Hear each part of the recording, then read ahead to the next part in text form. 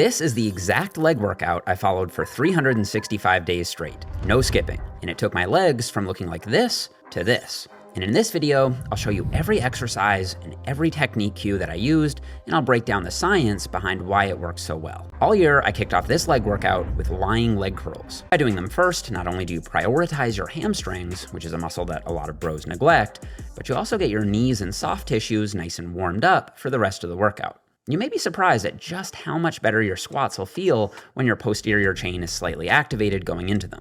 Your glutes will fire better, your knees will track more smoothly, and you should be stronger. So if you've ever had cranky knees during squats, try curling first. 3 sets of 6 to 8 reps on the pendulum squat.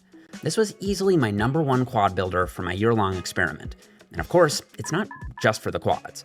Like any squat, it'll also smash the glutes and the adductor muscles of the inner thighs. Now, I prefer the pendulum though, because you not only get low back support like on a hack squat, but pendulum squats are notoriously harder at full depth, so you have to fight more to get out of the bottom. This gives you a massive growth stimulus for the quads. Now, when it comes to hamstrings growth, I do think the tried and true Romanian deadlift made the biggest difference for me this year. Obviously, a common theme I followed all year was choosing exercises that I could add a little weight to from week to week. So if you start your program doing 2 plates per side for 6 hard reps, and you end your program doing 3 plates per side for 6 hard reps, your glutes and hamstrings will be bigger. And this exercise obviously complements our hamstrings exercise from earlier, since the leg curl trains knee flexion, while the RDL trains hip extension. And those are the 2 functions of the hamstrings.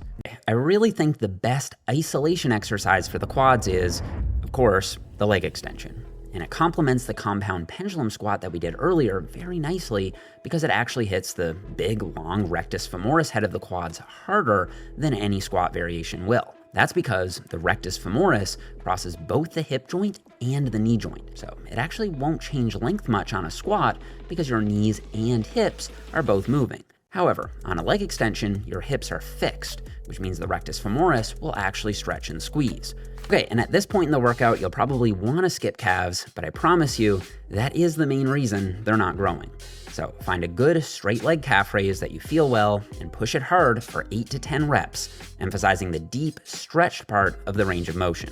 By far the biggest mistake I see here is not going deep enough. Most people do these short, bouncy reps up onto their toes, but we know from a growing pile of data that a deep stretch is crucial for forcing new calf growth. At the end of your last set, sink into the bottom stretch position and hold it for 30 seconds. It might feel like your Achilles tendon is gonna snap, but trust me, it won't, and this stretch under load stimulus seems to be especially effective for calf hypertrophy.